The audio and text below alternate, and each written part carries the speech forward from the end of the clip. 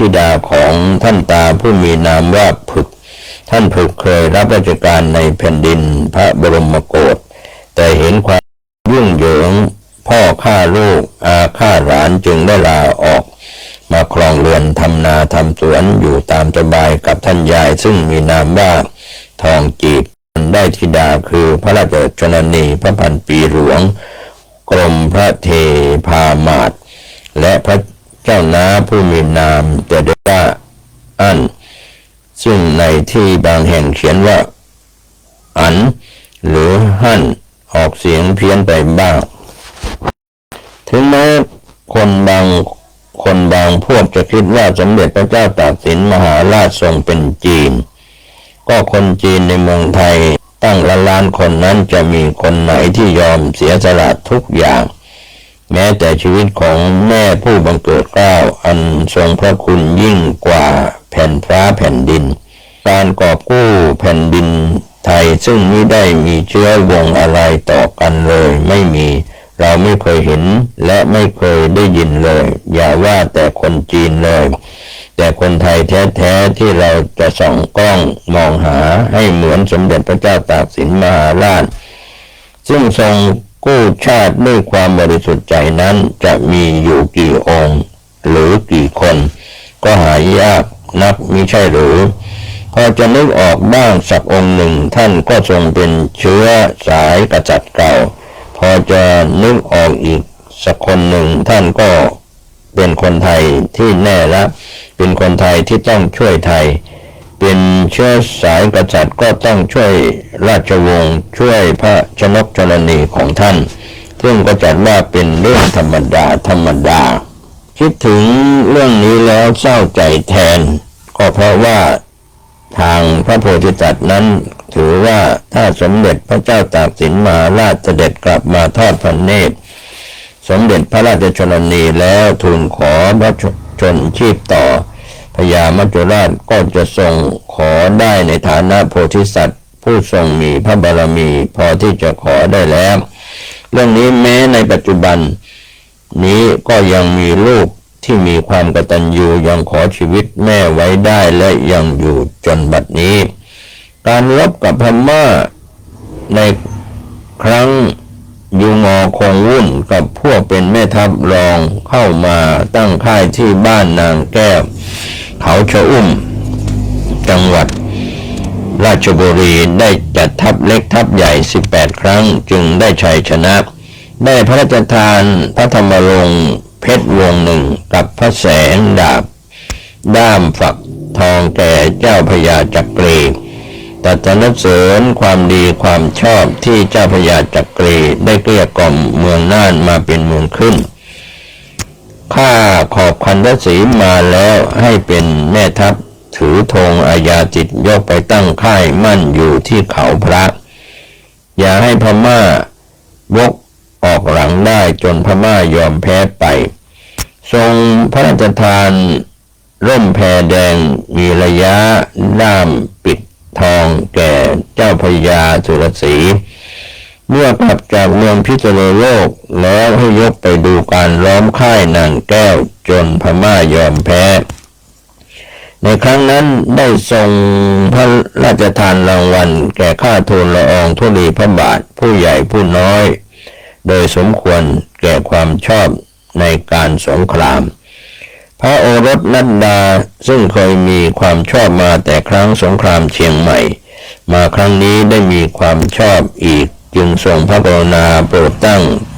พระเจ้าลูกเธอพระองค์เจ้าจุ้ยเป็นกรมขุนอินทรพิทักษ์ตั้งพระเจ้าหลานเธอรามรักเป็นกรมขุนอนุรักษ์สงครามตั้งพระเจ้าหลานเธอเจ้าบุญจันทร์เป็นกรมขุนรามภูเบศรเรื่องการตั้งยศถาบรรดาศักดิ์หรือให้รางวัลแก่ลูกหลานนี้รู้สึกว่าสมเด็จพระเจ้าตากสินมหาราชท่านทรงให้ยากท่านต้องระวังว่าคนทั้งหลายจะทรงหวาดระแวงว่าเห็นแก่ลูกหลานต้องให้ได้ทำความดีความชอบให้ใครๆเห็นประจักษ์ก่อนจึงจะทรงพระกรุณาโปรดเกล้าโปรดกระหม่อมสักครั้งหนึ่งแต่ถ้าเป็นข้าราชการหรือคนอื่นๆที่เข้ามาสวามิภักดิ์ ท่านก็ทรงพระราชทานให้ง่ายๆอย่างเช่นนายสุจินดาซึ่งมาขออยู่ด้วยเมื่อครั้งท่านตั้งตัวเป็นเจ้าตากที่เมืองจันทบูรณ์ท่านตั้งให้เป็นพระมหามนตรีทันทีทั้งที่ยังไม่ได้ปฏิบัติกิจอันใดอันจะพึงเรียกได้ว่าได้ทำความดีแล้วต่อมาเมื่อท่านได้เป็นพระเจ้าแผ่นดินแล้วพระมหามนตรีไปรับพี่ชายซึ่งเคยเป็นหลวงยกบัตรเมืองราชบุรีเข้ามารับราชการอยู่กับท่านท่านก็ทรงตั้งให้เป็นพระราชรินทันทีโดยที่ยังไม่ได้ทันแสดงความสามารถแต่อย่างใดท่านทรงให้เกียรติแก่ข้าราชการในแผ่นดินเดียวกันมาก่อนเรื่องนี้ต้องแน่นอนเพราะเมื่อท่านจากเมืองตากมานั้นมาอยู่ในกรุงได้รู้จักกับนายสุจินดาซึ่งเป็นมหาดเล็กของพระเจ้าอยู่หัวสุริยามรินทร์ก็มีบางท่านได้เขียนว่าเมื่อสมัยเด็กท่านเป็นเพื่อนกับพระมหามนตรีและพระราชรินทร์เมื่อทูลถามท่านทรงตอบว่าอยู่คนละเมืองไม่รู้จักกันมาก่อนและท่านไม่ได้เป็นลูกเลี้ยงของข้าราชการคนไหนเป็นเรื่องเล่ากันมาอย่างผิดๆทั้งนั้นทางฝ่ายจีนถือว่าท่านแท้แต้จนพวกจีนเรียกว่าแต้อ้วงเรื่องนี้เทพธิดาซึ่งเคยมีนามว่าประยงสมัยเกิดเป็นพระกนิษฐาร่วมพระชนกชนนีเดียวกับท่านเล่าให้ฟังว่าสมเด็จพระเจ้าตากสินมหาราชนั้นเมื่อขณะยังทรงพระเยาว์อยู่อวบขาวน่ารักท่าทางเฉลียวฉลาดนอบน้อมต่อผู้ใหญ่พวกญาติที่เป็นคนจีนแท้แต้มีอยู่หลายคนก็พากันรักมากถึงกับออกปากขอเป็นลูกพระบิดาท่านเป็นผู้มีนิสัยเล่นเริงก็ทรง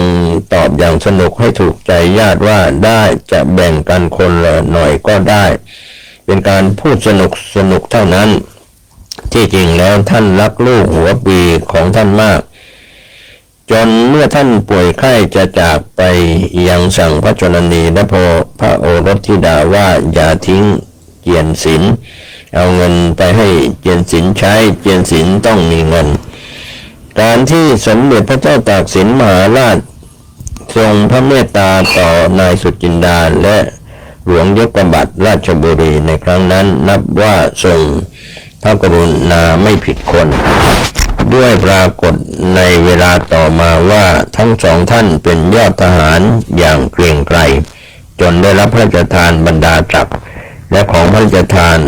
มากกว่าคนอื่นๆทั้งหมดเช่นได้รับพระธรรมรงค์เพชรและดาบฟักทองด้ามทองล่มแพรแดงมีระยะด้ามทองเป็นต้นอันนี้ก็เป็นเรื่องราวที่กล่าวไว้ในบทที่10ที่พูดถึงพระราชชนนีของลูกเอ๋ยมาถึงบทที่11ข้าวสารเกวียนละ10ตำลึง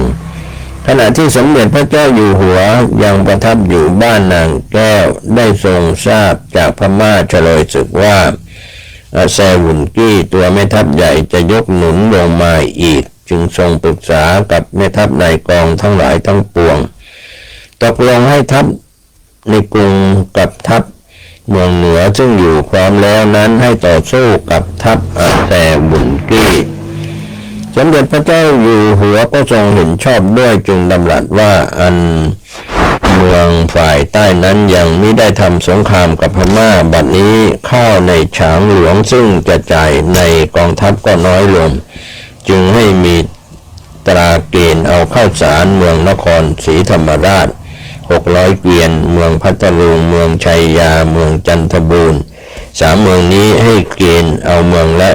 400 เกวียนถ้าข้าวขัดสนให้ส่งเงินคิดเป็นราคาข้าวเปลือกเกวียนละ5 ตำลึงข้าวสารเกวียนละ10 ตำลึง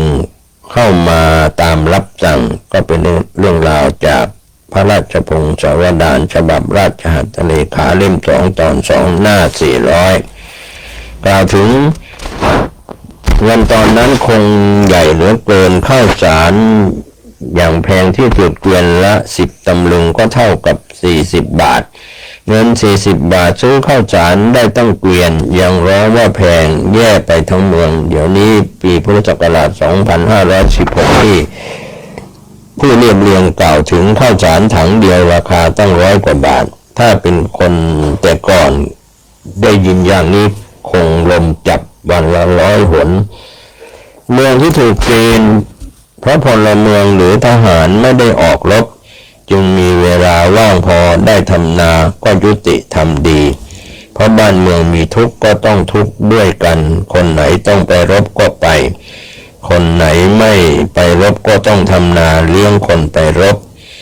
เป็นการช่วยกันอย่างดีแล้วเพราะเวลาบ้านเมืองมีสุขก็จะได้สุขด้วยกัน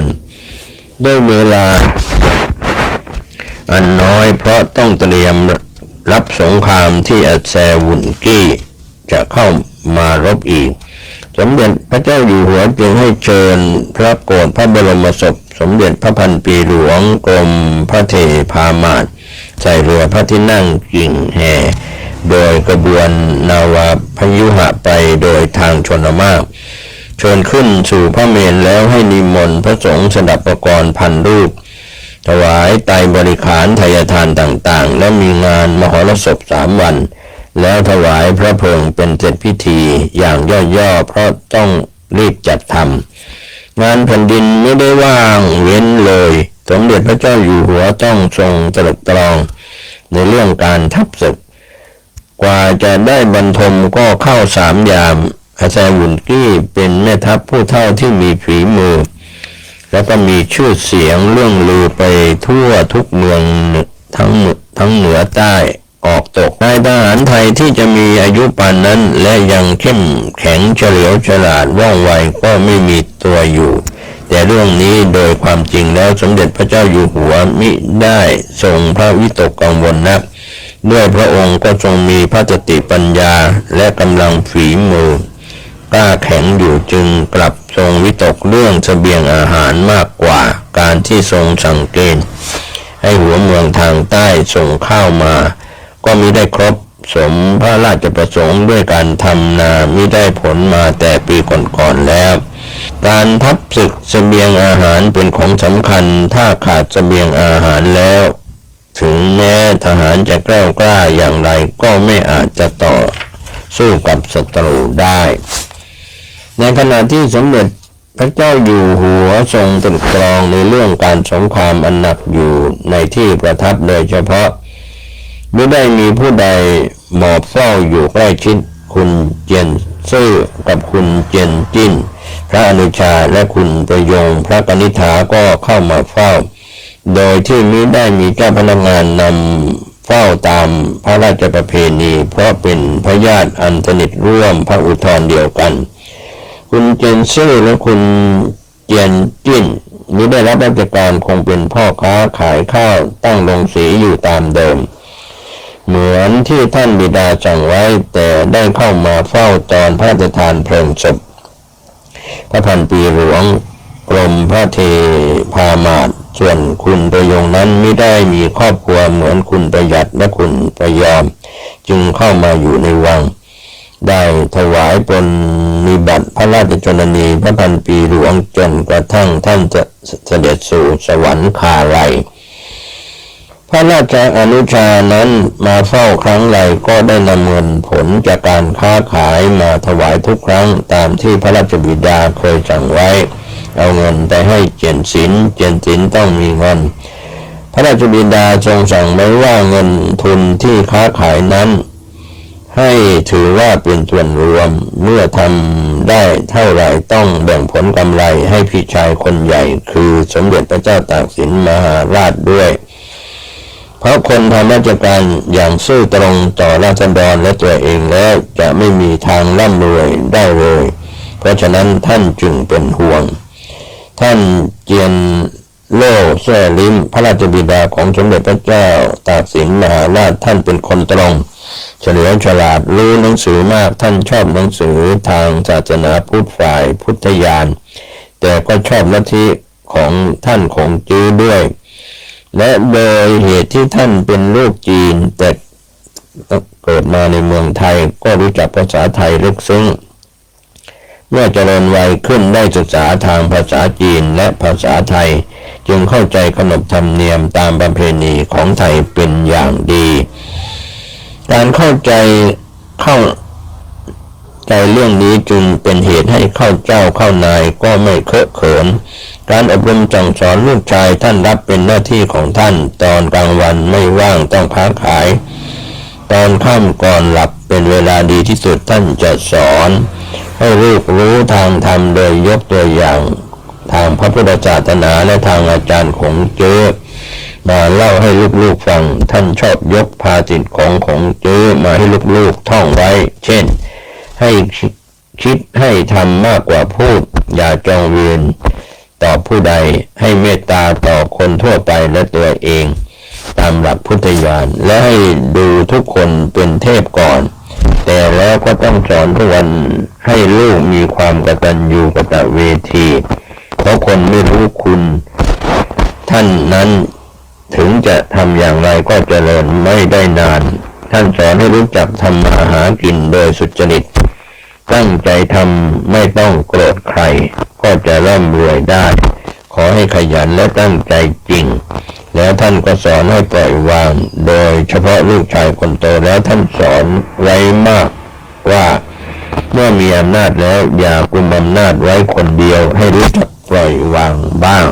ท่านสอนลูกชายคนโตของท่านว่าเจียนศิลเมื่อลูกได้เป็นใหญ่แล้วไม่ต้องตั้งพ่อให้เป็นใหญ่เพราะพ่อเป็นลูกจีนคนไทยเขาจะไม่ชอบใจ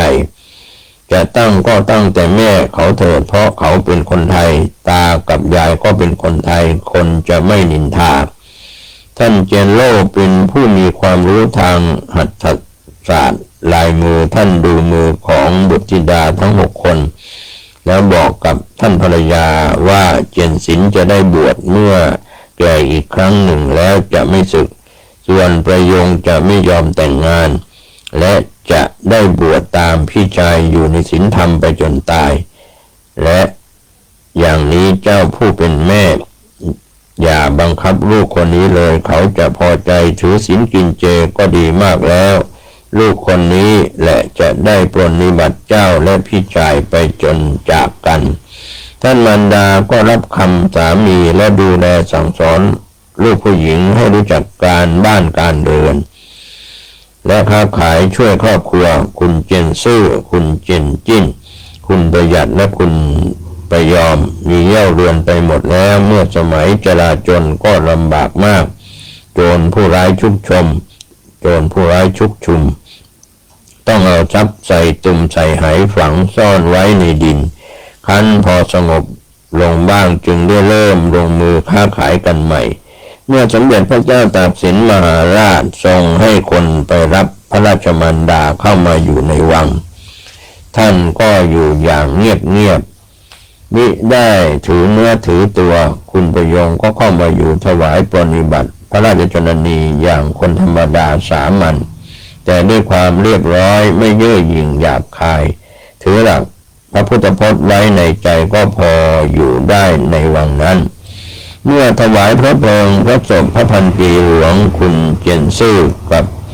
คุณเจียนจิ้นคุณประหยัดคุณประยอม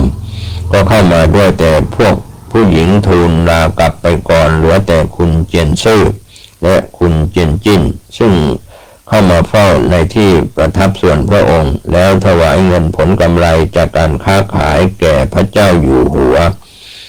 สมเด็จพระเจ้าอยู่หัวทรงทอดพระเนตรถึงเงินที่พระอนุชาถวายตรัสขอบพระทัยแล้วรับสั่งว่าเวลานี้ต้องใช้จ่ายมากอุตส่าห์เก็บเงินมาให้ขอบใจแล้วพระอนุชาทั้งสองก็ทูลให้ทรงทราบว่าพ่อค้าจีนและนายทหารจีนได้ช่วยกันจัดหาเงินถวายอีกคราวนี้พวกเขาก็มีกำลังใจว่าไม่ต้องกลัวใครแล้วการชนะศึกคราวนี้ทำให้พวกจีนคึกคักมากโลกล้มความคิดที่เคยกลัวว่าใครชนะเรามันจะมาเอาผิดกับผู้หาเงินให้เป็นกำลังทำศึกจึงหาเงินได้กว้างขวางขึ้น มีการส่งของออกไปขายเมืองจีนและเมืองใกล้เคียงโดยใช้สำเภาบรรทุกไปจีนชื่อคุงเซียมและจีนเจี้ยมเป็นคนนำติดต่อกับพ่อค้าจีนทางปักกิ่งจีนกิมกังกับจีนไทยหาของในเมืองเอาออกไปขายพระราชาทั้งสองช่วยกันจัดหาของและร่วมรับรู้ในการเงินทองทำบัญชีอยู่ด้วยขณะนี้ได้เงินจากผู้ช่วยเหลือแล้ว 5,000 ตำลึงถึง 10,000 ตำลึงส่วนเรือที่ออกไปค้าขายนั้นมีอีกราว7 วันก็จะกลับหากลับมาก็ได้สั่งให้ซื้อข้าวทางพ่อค้ายวนมาด้วยสมเด็จพระเจ้าอยู่หัวทรงฟังแล้วก็ค่อยแย้มสวนด้วยความเบาพระทัยครั้นทูลเรื่องราวต่างๆเสร็จแล้วพระราชาก็ทูลลากลับไปที่พักคุณประยงผู้เป็นพระกนิษฐาก็ทูลลากลับด้วยข่าวสุดใหญ่ซึ่งพระเจ้าอังวะให้อาเซวุนกี้เป็นแม่ทัพคุมพลมาลบอีกก็จะตีเอาเมืองไทยให้ได้ก็อีกทุกคลุกโครมเข้ามาอย่างกระชั้นชิดสมเด็จพระเจ้าอยู่หัวก็ทรงเตรียมรับศึกอย่างเต็มที่ทรงให้กรมอาวุธขนอาวุธออกมาสำรวจใหม่โดยทั่วถึงข้าราชการตรวจดูอย่างท่วนที่เรียกว่าท่วนทีแล้วก็พากันกราบทูลว่าอาวุธส่วนมากชำรุดทรุดโทรมเพราะใช้มาหลายครั้งแล้วที่เหลืออยู่พอจะแก้ไขใช้ได้ก็มีอยู่น้อยไม่พอแก่หมู่ทหารการสงครามครั้งนี้ใหญ่นักจะต้องจัดเพิ่มเติมอีกประมาณ 30,000 เล่มเป็นดาบเหล็กดีส่วนอาวุธของทหารจีนพวกง้าวหอกและทวนนั้นจะต้องทำใหม่อีกประมาณอย่างน้อย 5,000 เล่มสมเด็จพระเจ้าอยู่หัวทรงฟังแล้วประทับนิ่งไปชั่วครู่ก็เสด็จขึ้นที่ประทับส่วนพระองค์ตรัสเรียกพระอนุชาและทหารจีนที่สนิทเข้ามาใกล้แล้วจึงตรัสปรึกษาเป็นความลับในเรื่องอาวุธนั้นพระยาราชาเศรษฐีจีนซึ่งเคย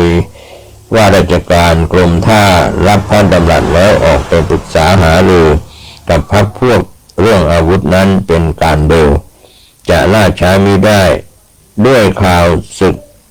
อึกทึกหนักหูหนักแล้วผลที่สุดจีนคงเซียมซึ่งเป็นเจ้าหน้าที่อยู่ในกรมท่าและรู้จักพวกเรือสำเภาที่เคยมาค้าขายในเมืองไทยเป็นอย่างดีตลอดจนรู้จักนายทหารของพระเจ้ากรุงปักกิ่งซึ่งเป็นผู้ตรวจด่านเข้าออกและผู้มีหน้าที่ทูลเรื่องราวต่างๆแก่พระเจ้ากรุงปักกิ่งด้วยเพราะเคยไปปักกิ่งหลายครั้งก็รับอาสาว่าจะไปกู้เงินพวกพ่อค้าและข้าราชการของพระเจ้ากรุงปักกิ่งแล้วเอาเงินนั้นซื้อดาบและเหล็กมาตีดาบกับอาวุธต่างๆให้พอใช้ในสงครามครั้งนี้ส่วนเงินที่กู้มานั้นทางฝ่ายไทยก็เอาสินค้าออกไปขายแล้วเอาเงินใช้เขาหรือเอาของไปให้ตีราคาใช้หนี้เขาก็คงจะได้แต่คราวนี้เงินมากอย่างน้อยต้องเป็นแสนตำลึงจึงจะพอใช้จะต้องได้จดหมายและลายมือชื่อของพระเจ้าอยู่หัวไปจึงจะได้มิฉะนั้นพระเจ้ากรุงปักกิ่งหรือข้าราชการคงจะไม่เชื่อถือในที่ประชุมปรึกษากันจนจวนสว่างวันรุ่งขึ้นจึงนำความขึ้นกราบบังคมทูลว่าจะขอยืมเงินข้าราชการจีนหรือพระเจ้ากรุงปักกิ่งมาซื้อปืนเหล็กตีดาบและซื้อดาบที่ดี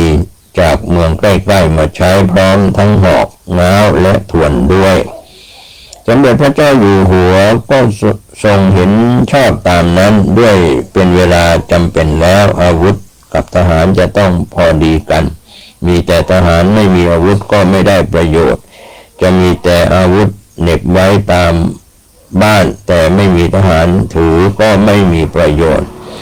จีนคุงเซียมเป็นคนถนัดในการเขียนหนังสืออยู่แล้วก็ทำงานได้คล่อง จดหมาย 4-5 ฉบับก็เสร็จในคืนวันนั้นพอรุ่งขึ้นคุณเจียนซื่อกับคุณเจียนจิ้นก็จะนำเข้าไปถวายสมเด็จพระเจ้าอยู่หัวเพื่อให้ลงปรมาภิไธย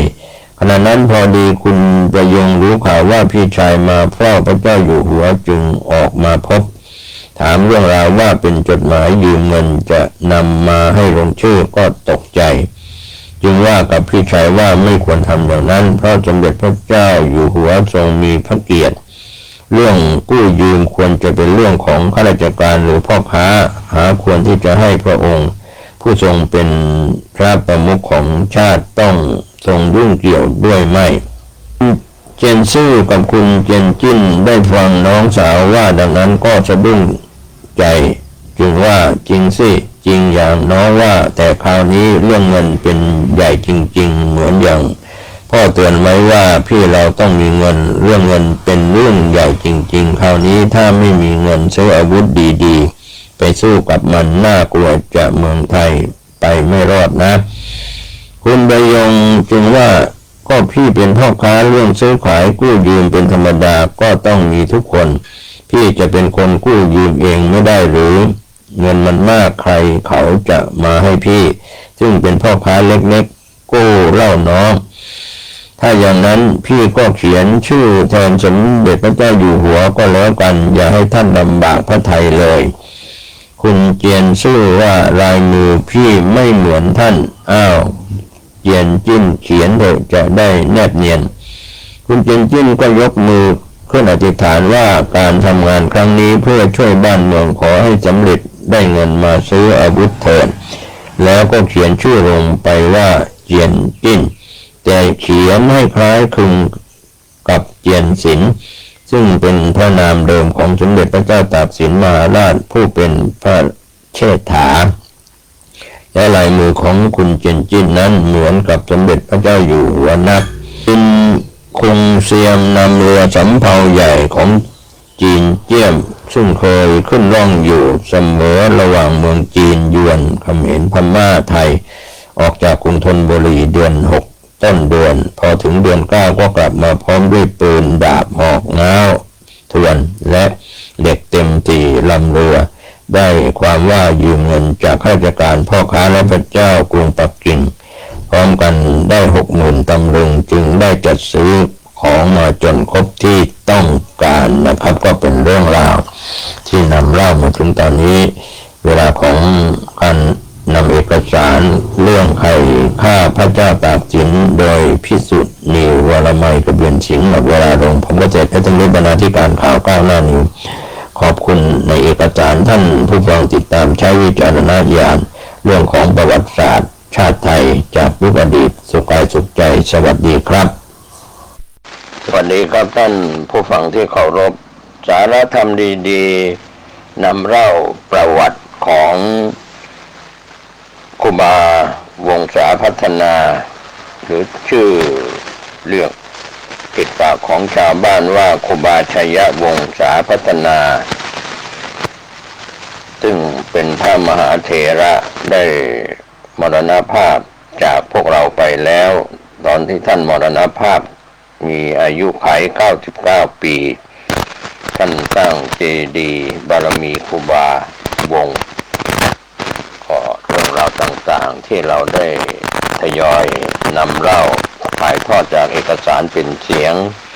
ก็ประวัติของหลวงปู่ท่านมีพี่น้อง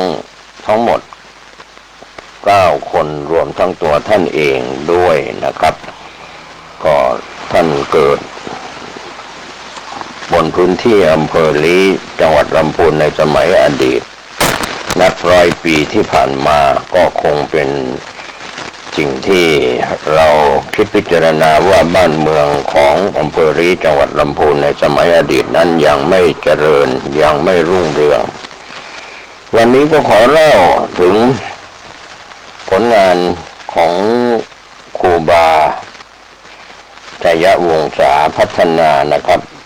ก็นำเล่าในการสนทนาระหว่างลุงตาลกับเด็กชายวงในสมัยท่านเป็นเด็กๆและก็กล่าวถึงธรรมว่า การที่ท่านได้มีปัญญาพิจารณาเห็นทุกข์ของครูบาชัยวงศาพัฒนาท่านก็มีพรหมวิหารและธรรมทั้งสี่ชัยวงศาพัฒนามีความเมตตากรุณาและพรหมวิหารสี่มาแต่เยาว์วัยเด็กๆอย่างหาที่เปรียบมิได้เพื่อนของหลวงปู่ตั้งแต่สมัยเด็กๆเล่าว่าสมัยที่ท่านเป็นเด็กระหว่างทางไปหาของหรืออาหารป่าทุกครั้งที่เห็นสัตว์ถูกกับดักของนายพรานท่านจะปล่อยสัตว์เหล่านั้นให้มีอิสรภาพเสมอแล้วจะหาสิ่งของมาทดแทนให้กับนายพรานเพื่อเป็นการแลกเปลี่ยนกับชีวิตของมันครั้งหนึ่งท่านเห็นตัวตุ่นถูกกับดักนายพรานติดอยู่ในโพรงไม้ไผ่ท่านด้วยความสงสารจึงปล่อยตัวตุ่นนั้นไปแล้วหยิบหัวมันที่หามาได้จากในป่าซึ่งตั้งใจไว้ว่าจะนำไปให้พ่อแม่และน้องๆกินใส่เข้าไปในโพรงไม้นั้นแทนเพื่อเป็นการชดใช้แลกเปลี่ยนกับชีวิตของตัวตุ่นนั่นเองต่อมาวันหนึ่งหลวงปู่ไปพบปลาดุกติดเบ็ดของชาวบ้านที่นำมาปักไว้ที่ห้วยท่านเห็นมันดิ้นทุรนทุรายแล้วก็เกิดความสงสารเวทนาปลาดุกตัวนั้นมากจึงปลดมันออกจากเบ็ดแล้วเอาหัวผักกาดที่ท่านทำงานแลกมาตั้งใจไว้ว่าจะนำไปให้พ่อแม่และน้องๆกินมาเกี่ยวไว้แทนเป็นการแลกเปลี่ยนชีวิตปลาดุกตัวนั้นหลวงปู่ได้เมตตาบอกถึงเหตุผลที่กระทำเช่นนั้นว่าในเวลานั้นท่านมีความเวทนาสงสารสัตว์เหล่านั้นจึงได้ช่วยชีวิตของมันไว้ท่านมักจะสั่งสอนลูกศิษย์อยู่เสมอว่าชีวิตของใครใครก็รักทั้งนั้นเราทุกคนควรจะเมตตาตัวเองและเมตตาต่อผู้อื่นอยู่เสมอในโลกนี้จะได้มีความสุขด้วยความที่ท่านเป็นผู้ที่ไม่ชอบผิดศีลมาตั้งแต่เด็กๆเห็นว่าคนอื่นจะผิดศีลข้อปาณาติบาตการฆ่าสัตว์ตัดชีวิตก็รู้สึกสงสารทั้งผู้ทำปาณาติบาตฆ่าสัตว์และผู้ถูกฆ่าคือสัตว์นั้นท่านไม่อยากเห็นพวกเขามีเวรมีกรรมกันต่อไปแต่ในขณะเดียวกันท่านก็ไม่ต้องการให้ตัวเองต้องผิดศีลโดยไปลักขโมยของผู้อื่นในเวลานั้นท่านไม่รู้ว่าจะทำอย่างไรดีจึงต้องหาสิ่งของมาตอบแทนให้กับเขาแต่ในบางครั้งก็ไม่มีสิ่งของมาแลกกับชีวิตของสัตว์เหล่านั้นเหมือนกันแต่ท่านจะช่วยปล่อยมันให้เป็นอิสระแล้วก็นั่งรอนายพรานจนกว่าเขาจะมาและก็ขอเอาตัวเองชดใช้แทนซึ่งหลวงปู่ได้เล่าว่าบางคนก็ไม่ถือสาเอาความแต่บางคนก็ให้ไปทำงานหรือทำความสะอาดทดแทนกับที่ท่านไปปล่อยสัตว์ที่เขาดักไว้แต่ไม่เคยมีใครทำร้ายทุบตีท่านอาจจะมีบ้างก็เพียงแต่ว่ากล่าวตักเตือนกันหลวงปู่ชอบปล่อยสัตว์ปล่อยปลามากมีอยู่หลายแห่งที่หลวงปู่ไปโปรดญาติโยมแล้วญาติโยมซื้อสัตว์มาให้ปล่อยสัตว์พวกนี้ดีใจมากที่ชีวิตจะได้อิสรภาพขณะที่หลวงปู่ปล่อยสัตว์โดยเฉพาะสัตว์น้ำเช่นปลาช่อนปลาดุกปลาหมอเหมือนหนึ่งว่ามันไม่อยากจากหลวงปู่ไปเมื่อให้ศีลให้พรจะดำผุบดำโผอยู่ที่หน้าหลวงปู่เป็นเวลานานบางตัวขึ้นมานอนสงบนิ่งเพื่อรับพรบางตัวขึ้นมาเคล้าเคลียที่เท้าของหลวงปู่ที่จุ่มลงไปในน้ำแสดงความรักและความเมตตาจิตที่ได้รับจากหลวงปู่สมัยเมื่อหลวงปู่จำพรรษาอยู่ป่าแม่ละได้4 ปีช้างจะมาล้อมพังเสียงสวดมนต์ทุกเช้าเมื่อพัง เมื่อพัง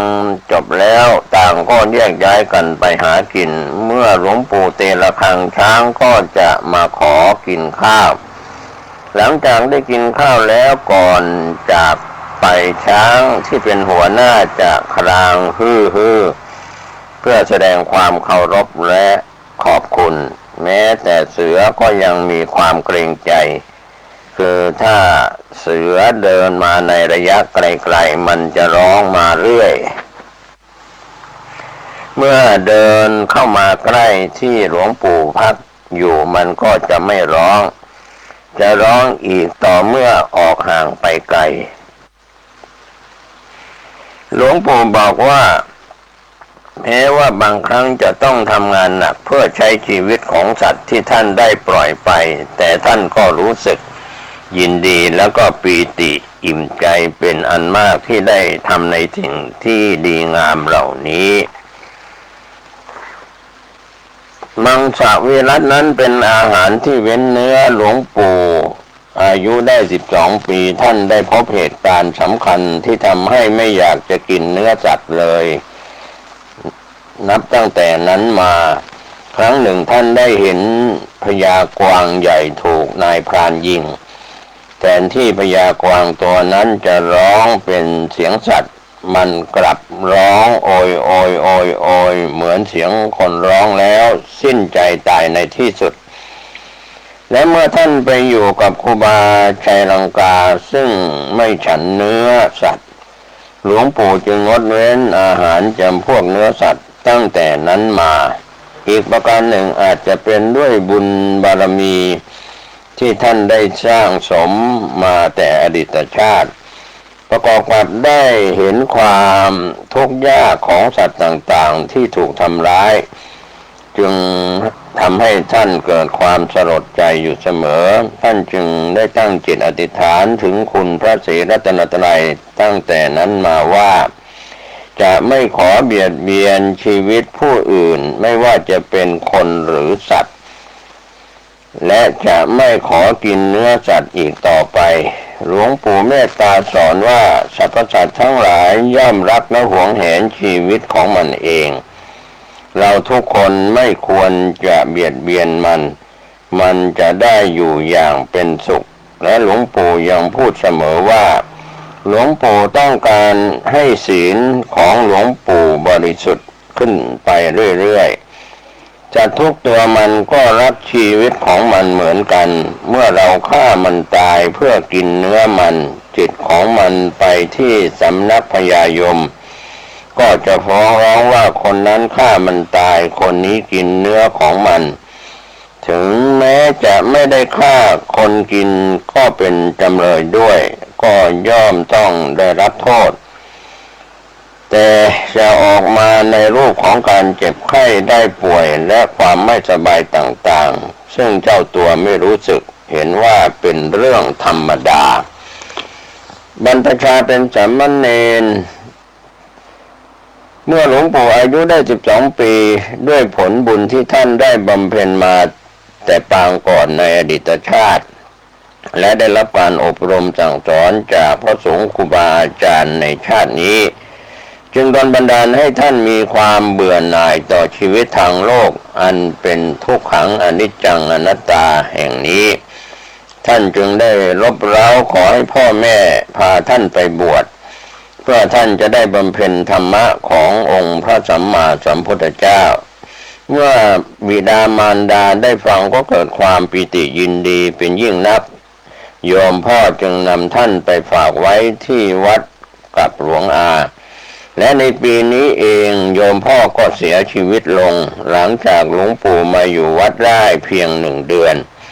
โยมพ่อของท่านจึงไม่มีโอกาสเห็นท่านนั่งขดถวายหงายองค์ตีนกินข้าวจริงตามที่เคยพูดไว้หลวงปู่ศึกษาเล่าเรียนอยู่8 เดือนเมื่อท่านอายุย่าง13 ปีในปีพุทธศักราช 2468 จึงได้บวชเป็นสามเณรกับครูบาชัยลังกาซึ่งเป็นพระธุดงค์กรรมฐานรุ่นพี่ของครูบาศรีวิชัยครูบา ชัยลังกาได้ตั้งชื่อให้ท่านใหม่หลังจากเป็นสามเณรแล้วว่าสามเณรชัยลังกาเช่นเดียวกับชื่อของครูบาชัยลังกามีความเคารพเชื่อฟังครูบาอาจารย์หลวงปู่เป็นผู้มีความขยันหมั่นเพียรและเคารพเชื่อฟังครูบาอาจารย์ตลอดจนผู้สูงอายุจึงทำให้ครูบาอาจารย์และผู้เฒ่าผู้แก่รักใคร่เอ็นดูมากจนเป็นเหตุทำให้เพื่อนสามเณรบางคนพากันอิจฉาริษยาหาว่าท่านประจบครูบาอาจารย์และถูกกลั่นแกล้งรังแกอยู่เสมอระหว่างศึกษาเรียนภาษาล้านนามักจะโดนครูที่สอนตีเป็นประจำอ่านหนังสือแทบทุกตัวอักขระไม่ว่าเล็กๆน้อยๆเช่นอ่านไม่ออกก็โดนทุบโดนตีเหมือนอย่างวัวอย่างควายบางครั้งโดนตีด้วยแส้จนเป็นรอยเต็มไปหมดไม่ว่าจะที่ต่ำที่สูงบางทีก็โดนสันขวานทุบตีที่หัวเช่นอ่านหนังสือว่ากักขะก็กะกะขะเมื่ออ่านผิดก็โดนตีหนึ่งครั้งหลวงปู่เล่าให้ฟังว่าตาสองข้างลายพร่าไปหมดมีอาการเหมือนคนมึนงงต้องถูกตีถอนพิษอีกหนึ่งครั้งจึงจะหายถ้าสังเกตให้ดีแล้วศีรษะของหลวงปู่จะไม่สวยเนื่องจากมีร่องรอยการถูกตีนี่เองหลวงปู่คิดอยู่ในใจเสมอว่าครูพวกนี้ขาดความเมตตาถ้าหลวงปู่ได้มีโอกาสเป็นครูเขาแล้วจะค่อยๆสอนจะไม่ทุบไม่ตีใครเมื่อใดที่หลวงปู่อยู่ห่างจากครูบาอาจารย์เป็นต้องถูกรังแกเสมอทำให้การอยู่ปฏิบัติติดตามครูบาอาจารย์เป็นไปอย่างไม่มีความสุขเมื่อยามหลับนอนบางครั้งก็โดนเอาทรายมากรอกปากบ้างเอาไฟเผามือเผาเท้าบ้างไฟเย็นไปฟ้องก็ไม่ได้ถูกรุมตีไปทางครูตีมาหาเพื่อนตีเวลาฉันข้าวก็ฉันไม่ได้มากเพราะถูกรังแกระหว่างฉันอยู่ถูกพระเนนองค์โน้นบ้างองค์นี้บ้างหยิบเอาข้าวเอากับในสำรับไปกินหลวงปู่ถูกกลั่นแกล้งทุกอย่างแต่ก็ตัวขันติบารมีความอดทนอย่างยิ่งของท่านจึงสามารถฟันฝ่าอุปสรรคได้ตลอดมาครั้งหนึ่งในขณะที่ท่านกำลังฉันข้าวอยู่พวกที่เป็นศัตรูกับท่านได้นำเอากระโถนของครูบาชัยลังกาซึ่งท่านถมน้ำมูกน้ำลายเอาไว้มาวางรวมในสำรับกับข้าวที่ท่านฉันแล้วหัวเราะด้วยความภูมิใจหลวงปู่ท่านฉันโดยไม่รู้สึกรังเกียจและคิดจะให้พวกนี้เห็นถึงความจงรักภักดีที่ท่านมีต่อครูบาอาจารย์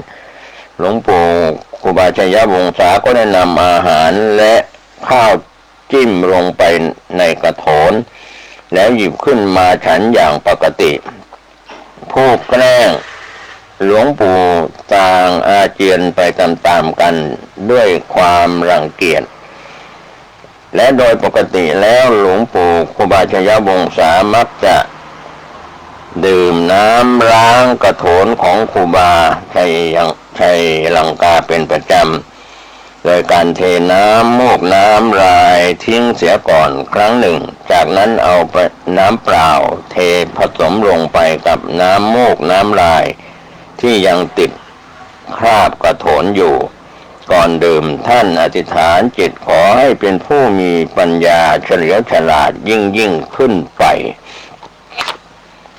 ด้วยความเคารพกตัญญู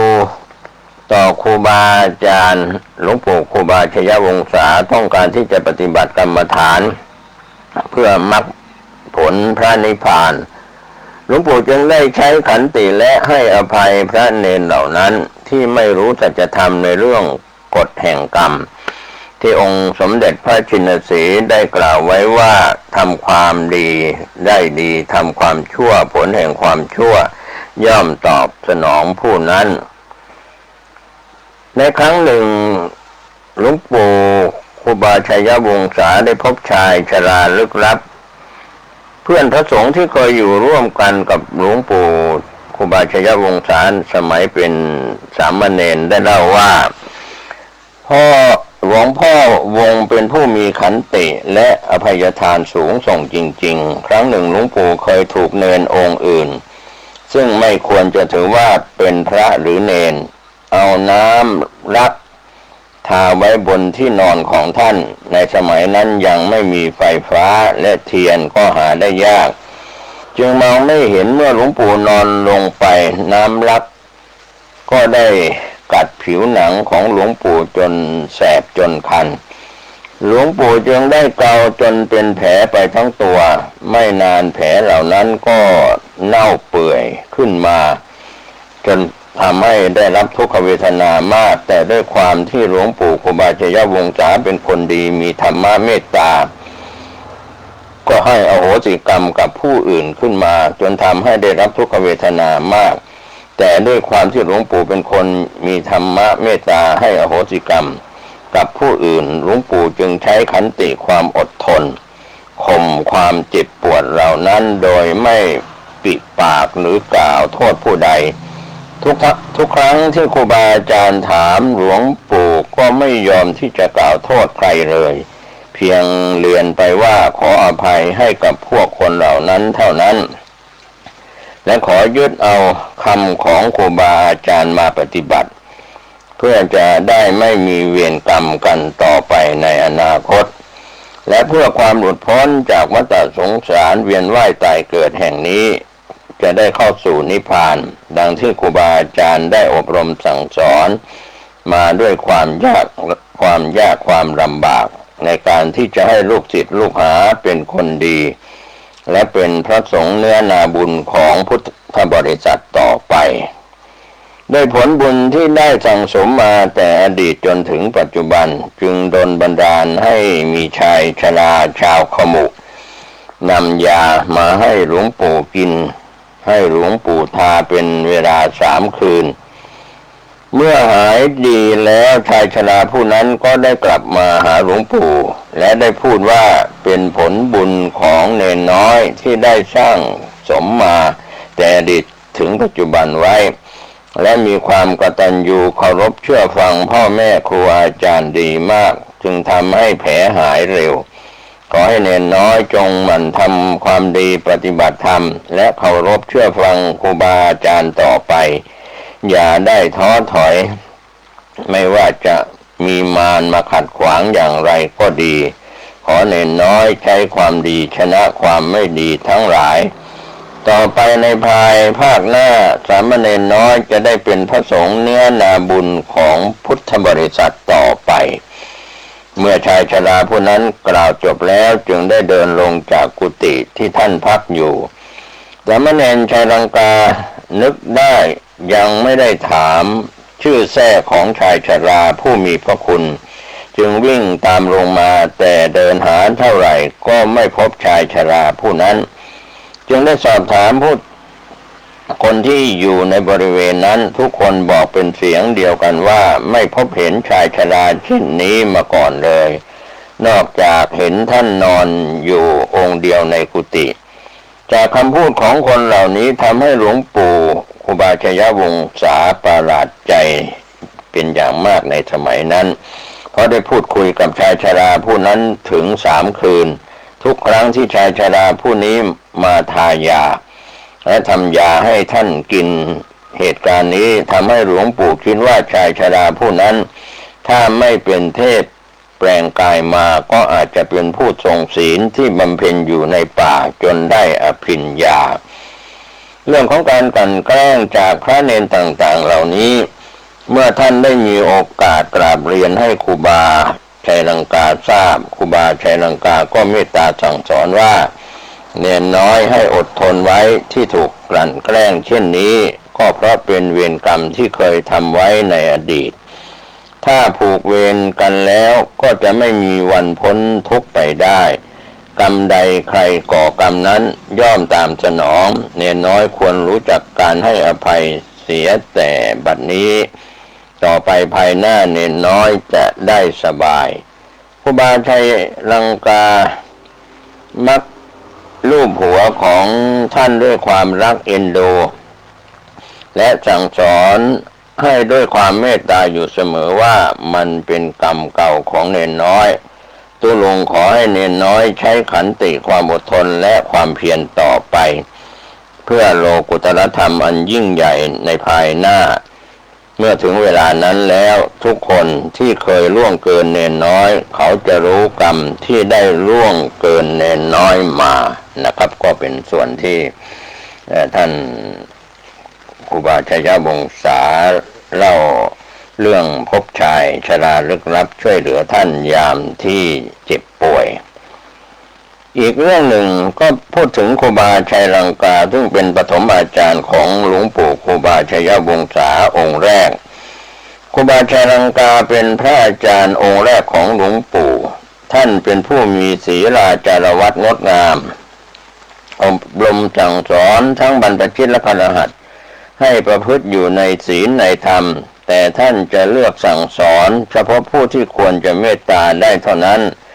ดังมีเรื่องอยู่หลายครั้งตามที่ได้รับฟังมาว่าท่านสามารถยังรู้ถึงเหตุการณ์ในภายหน้าได้ว่าใครบ้างจะมาหาท่านมาดีมาร้ายอย่างไรถ้าผู้ใดมีจิตปรารถนาที่ดีต้องการมาเพื่อทำบุญทำทานรักษาศีลฟังธรรมก็จะต้อนรับด้วยความยินดีและเมตตาสั่งสอนให้สำเร็จสมความมุ่งหมายที่ได้ตั้งใจมาแต่ถ้าต้องการมาพบในทางที่ไม่ชอบแล้วท่านจะหลบเข้าป่าไม่ให้พบตัวจนกว่าพวกนี้กลับไปจึงจะออกมาและไม่มีกำหนดเวลาว่าจะเข้าป่าเมื่อไหร่บางครั้ง5 ทุ่มเที่ยงคืนตี 1 ตี 2ถ้าท่านต้องการจะไปแล้วหลวงปู่ต้องเตรียมตัวให้ทันตามที่ท่านปรารถนาบางครั้งก็ไม่ได้ฉันอาหารเพราะไปอดอยู่ในป่าครูบาชัยลังกาซึ่งเป็นครูบาของอาจารย์ของครูบาชัยวงศามักจะพาหลวงปู่ออกเดินธุดงค์ไปตามป่าเขาเสมอการเดินป่าจึงต้องมีความเคารพต่อสถานที่และเจ้าป่าเจ้าเขาเช่นการตัดไม้ผ่าฟืนจะทำเหมือนอยู่ตามบ้านไม่ได้เมื่อตัดไม้แล้วต้องเดินไปวางกองรวมกันให้เรียบร้อยจะโยนไปรวมกันไม่ได้ไม้มีขนาดใหญ่ไม่สามารถแบกมาได้ก็ต้องตัดแบ่งเป็นท่อนเล็กๆแล้วแบกมาจึงถือรากมาตามพื้นก็ไม่ได้มีอยู่ครั้งหนึ่งหลวงปู่ได้เข้าไปตัดไม้ในป่าแล้วนำออกมาโดยรากมาตามพื้นซึ่งการทำเช่นนี้ถือว่าเป็นการไม่เคารพสถานที่เจ้าป่าเจ้าเขาและในคืนนั้นเองเหตุการณ์ก็ไม่คาดฝันก็บังเกิดขึ้นหลวงปู่มีอาการเริ่มป่วยครึ่งหลับครึ่งตื่นในขณะนั้นมีนกตัวเล็กซึ่งทางเหนือเรียกว่าผีปะโก้โล่งปงตงทางภาคกลางเรียกว่าผีกองกอยนกชนิดนี้โดยปกติจะร้องออกมาเป็นเสียงธรรมชาติที่ได้ยินทั่วไปก็คือคอกคอกคอยคอยแต่ถ้าได้ยินเสียงร้องผิดปกติว่าคอกคอกคอขาดต้องระวังให้ดีและในคืนนี้ก็เช่นเดียวกันเสียงมันร้องว่าคอกคอกคอขาดใกล้เข้ามาที่หลวงปู่ทุกทีนะครับก็เป็นเรื่องราวที่นำเล่าประวัติของครูบาชัยลังกาซึ่งเป็นพระอาจารย์รูปแรกของหลวงปู่ครูบาชัยวงศาพัฒนานำเล่ายังไม่จบลงผมเกษตรเพชรฤทธิ์วิทยากรได้ถ่ายทอดเอกสารจากตัวหนังสือเป็นเสียงขอบคุณผู้ที่นำประวัติของหลวงปู่ครูบาชัยวงศามาเพื่อให้ถ่ายทอดเอกสารเป็นเสียงข้อมูลบกพร่องประการใดบัณฑิตหวังจะให้อภัยผู้ถ่ายทอดเอกสารขอทุกท่านโชคดีสร้างบารมีมีความสุขโดยทั่วหน้ากันสวัสดีครับ ครับท่านผู้ฟังที่เคารพ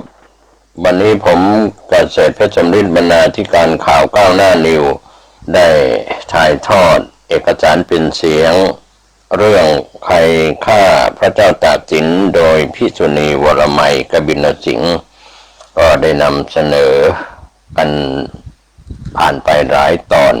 ประวัติของหนังสือเล่มนี้ใครฆ่าพระเจ้าตากสินโดยภิกษุณีวรมัยกบินสิงห์นั้นได้พิมพ์มาตั้งแต่ครั้งแรกปีพุทธศักราช 2516 เป็นต้นมาจนถึงพิมพ์ครั้งที่ 6 ในปีพุทธศักราช 2506 ก็ถือว่าเป็นการนำเล่าเกี่ยวกับประวัติใช้วิจารณญาณในการรับข้อมูลข่าวสารเรื่องนี้ตรงเข้าปฐมฌานผ่านทุติยฌานและตติยฌานไปตามลำดับทรงประทับยับยั้งในจตุตฌานสี่เสวยสุขด้วยพระทัยอันเยือกเย็นตลอดราตรีนั้นในวันรุ่งขึ้นขณะทรงเข้าอยู่ในจตุตฌานเสวยสุขอยู่นั้นก็ทรงอธิษฐานถามว่าพระองค์จะเสวยราชอยู่ต่อไปได้หรือไม่ถ้าหมดบุญแล้วใครจะเข้ามาครองราชย์แทนความวุ่นวายของทหารทั้งสองพวกนั้นจะเป็นอย่างไรคำถามนี้พระองค์ทรงถามทีละข้อเมื่อได้คำตอบแล้วจึงทรงถามต่อไปเมื่อทรงอธิษฐานถามแล้วก็ทรงปล่อยวางไม่ได้ยึดติดในคำถามนั้นทำจิตให้ผ่องใสอยู่กับสติและปรีชาญาณคำตอบนั้นเป็นภาพและเป็นเสียงจากพระฤทัยบ้างจากพระกันบ้างผลจากคำตอบนั้นทำให้พระองค์ทรงเปลี่ยนจากเข้าฌานเป็นการยกระดับจิตขึ้นสู่ญาณทันทีพอจิตสงบลงทรงพิจารณาสังขารร่างกายพิจารณาในอริยสัจทั้งสี่การเกิดแก่เจ็บตายแล้วทรงปล่อยวางเข้าพิจารณาในทุกข์สมุทัยนิโรธแล้วก็มรรคครั้นถึงยามสามก็ทรงพิจารณาความคิดเรื่องราวต่างๆให้เข้าในกฎของอนิจจังทุกขังและอนัตตาลุ่งขึ้นอีกวันหนึ่งสมเด็จพระเจ้าอยู่หัวทรงยกระดับจิตขึ้นสู่ภูมิวิปัสสนาแต่ยามต้นทรงพิจารณาดูการเกิดดับของสังขารร่างกายแล้วพิจารณาการเกิดดับของสิ่งทั้งหลายเอาความเสื่อมนั้นๆมาเปรียบเทียบกันก็ทรงเห็นความเป็นจริงว่าไม่ว่าสิ่งใดในโลกจะต้องพบกับความเกิดดับแตกทำลายทั้งสิ้นไม่มีใครไม่มีอะไรจะอยู่มั่น